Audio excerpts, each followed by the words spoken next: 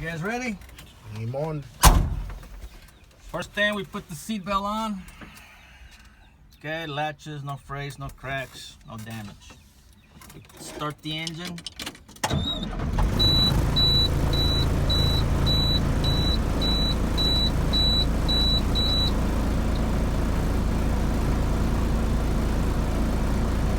Okay, the windshield. There's no leaks around the seal, no cracks, no obstructions. It does have a small crack there. Should be fixed. My wiper blades, they work. Not dry rotted, broken, or cracked. The washers over here, which it does work. My air horn works. This one doesn't. Side view mirrors adjusted to me. Not cracked or broken on those bolts. Steering wheel play. This is a 20-inch wheel. It should not exceed 2 inches in free play. Which it doesn't. Same with the clutch. It's about a half an inch there. From there we'll go to the instruments here. My oil should read between 20 and 40 at low idle. Right now it's a little bit higher because it's cold. Temperature should be from 180 to 210. Right now it reads 100. And my voltmeter is at 12.5, which is normal. 12 to 14 is the proper reading. Now I'm going to check my indicator lights.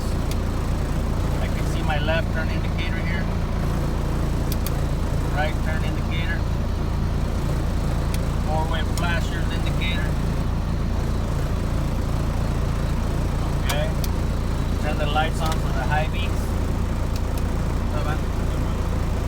Those are on. From there we'll go to the heater and defroster. All the knobs are there, nothing's broke, cracked, or missing. It does work. I can feel the air flowing here. From here we'll go to the emergency triangles here. There should be 3 in the box, red in color, no cracks or breaks, not missing or damaged. The shifter here, there should be no excessive replay. Not cracked, not broken. The boot, complete, no damage, no fumes or leaking in. On this side is my fire extinguisher. Now that should be mounted secured with the safety pin in it, at least a 5 BC rated. This one here is a 10 ABC, so it's better, and it works properly. This box right here is my fuse panel. I make sure there's no blown fuses and that we always keep spare fuses inside the box. Now you notice I did all this with the engine running. That's what you want. Now we're gonna do the low air warning for the air brakes. So we pump the brake pedal until we can hear the low air buzzer or we see a red light on the dash.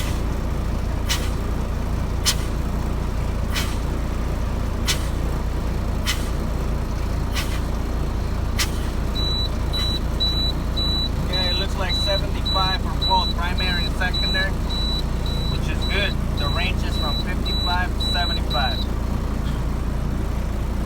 So now we rev it up to check the cutout. Now the cutout is not to exceed 130 psi. After May 1st, it'll be 140 psi.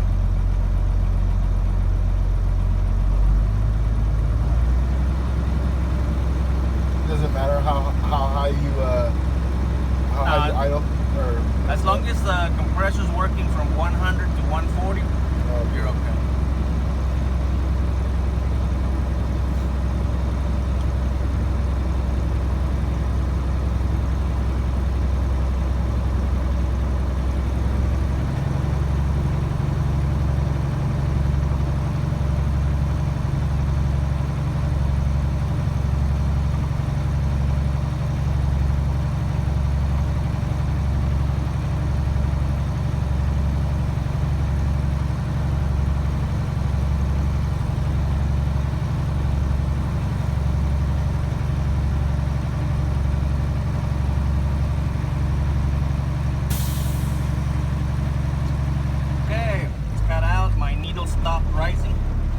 you have 120 on the primary, 120 on the secondary, which is good. It's not exceeding the maximum. Now we go for the cut in. We brake one time, release and rev it up for about 10-15 seconds, and we're checking to see if the pressure is rising from this point, which is not. I'm going to brake one more time, rev it up again, 10-15 seconds. 10. Alright, it looks like it's rising already. Maybe not. So I'll go ahead and step on it one third time here. Again, we're waiting 10-15 seconds. And it's rising. It started at 102 on the primary, 103 on the secondary, and it's still rising. So it's a good test. The minimum is 100 psi for that. And you get three times, like you get 3 times right there, or It don't matter how many times. It could be 2, 3, 4. Just as long as you don't go below 100. And mainly, the only reason why, is yesterday it did it right away, but it's because the vehicle was probably warmer or something, right? It all has to do with the pressure, atmosphere pressure, all that stuff. Okay, we're back up to maximum. And we're gonna do the 460. So for that, turn the engine off. Put in gear. Release both brakes. Put in gear and release both brakes. Think of the U for the 460.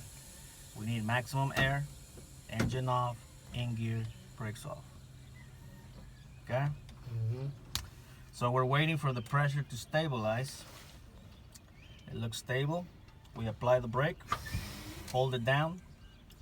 We got 90 on the primary and 90 on the secondary.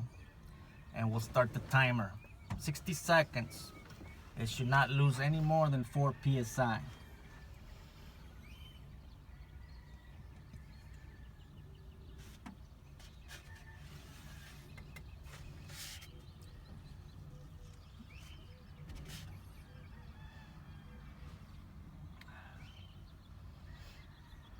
Getting close? Yeah. I still reach the same 90 primary, secondary. So there's no air loss. Good test. Good test. We'll release only at this point, okay? When we're all done with everything else, we can release. We set the brakes, neutral, and we're gonna start the engine.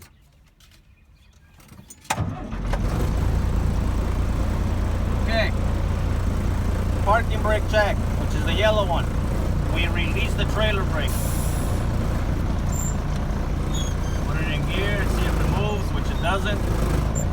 My parking brake is holding properly. Now we're gonna check the trailer brake, the red one. So we put it on and release the tractor brake or parking brake. We do the same thing, see if it moves. As you can see, it's not going anywhere. My trailer brakes are on and working. Now I release both. We're gonna check the service brake here. And for that, we're gonna roll forward about 5 miles per hour, hands off the wheel, and then brake to stop. Hold on tight. So we go forward. Okay, it stopped properly. It did not pull to the left or to the right. Good test. Now we're gonna turn the engine off and we're gonna leave everything like it is here. The brakes are off, the vehicle's in gear. Now this one's called the spring brake. We're gonna pump the brake pedal until the brake valves pop out, and that should happen between 20 and 45 psi.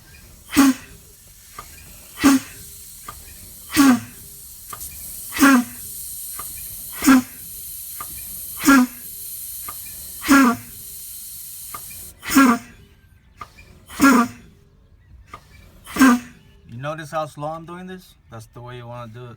Don't go in there crazy and start pumping the brake.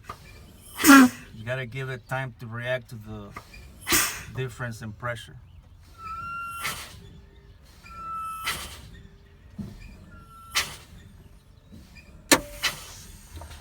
Now, before we say anything, make sure they both came out. You see this little gap in the back of the valve? It should look the same. So both valves popped out at 30 psi, primary and secondary, which is good, right? Mm-hmm. What's the range? 20 to 45. 20 to 45. And that completes my air brake test and pre-trip inspection. Boom. Booyah. Any questions, people?